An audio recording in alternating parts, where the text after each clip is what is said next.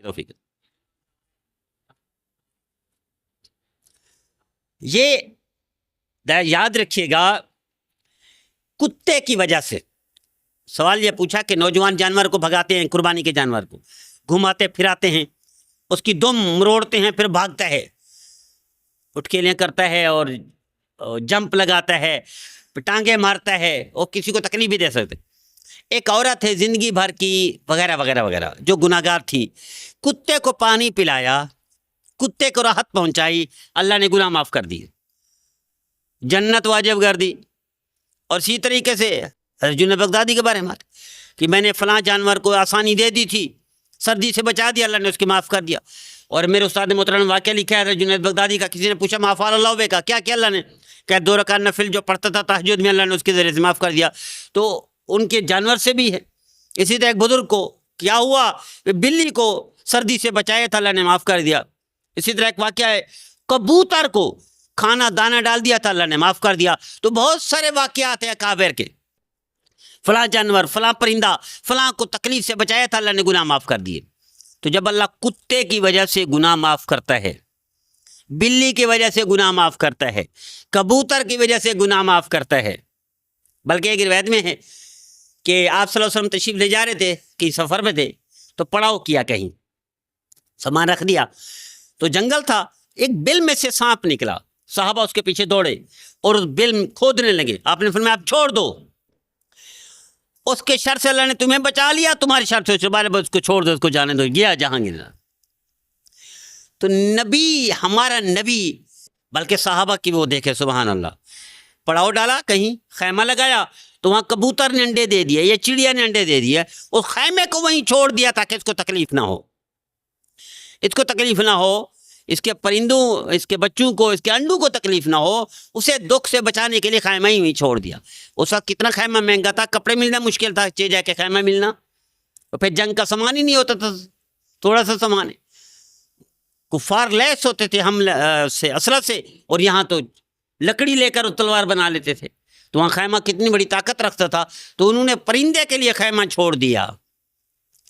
تو جب پرندوں کے لیے اللہ معاف کر دیتے ہیں، کتے کی وجہ سے اللہ معاف کر دیتے ہیں، تو انسان کی وجہ سے، اور پھر جانور قربانی، اس کو تکلیف دینا یہ بھی حرام ہے، اس کو بھی حرام ہے، جس طرح بندے کو تکلیف دینا حرام ہے، جانور کو بھی تکلیف دینا حرام ہے۔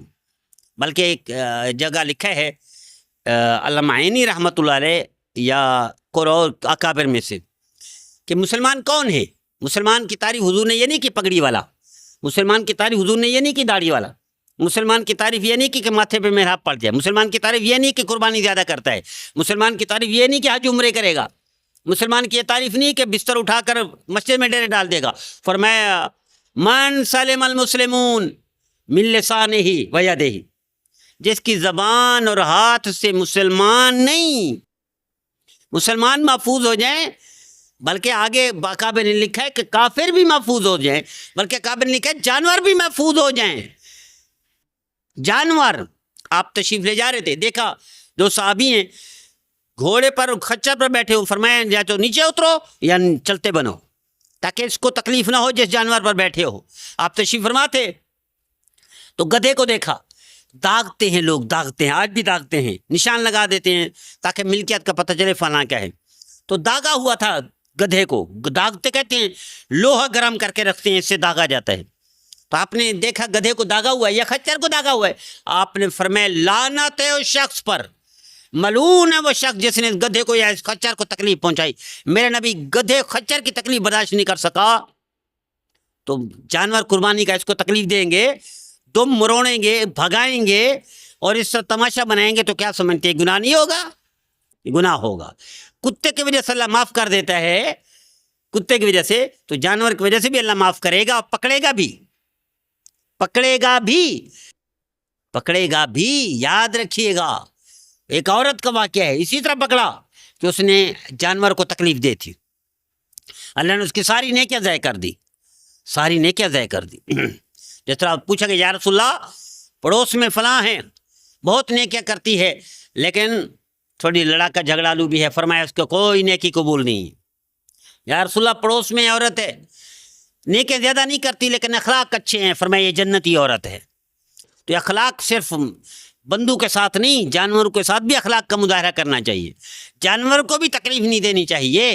یہ ہے اصل مسلمان، یہ ہے من سلم المسلمون من لسانہ و یدہ، کہ جو کسی کو تکلیف نہ دے، جانور کو بھی تکلیف نہ دے۔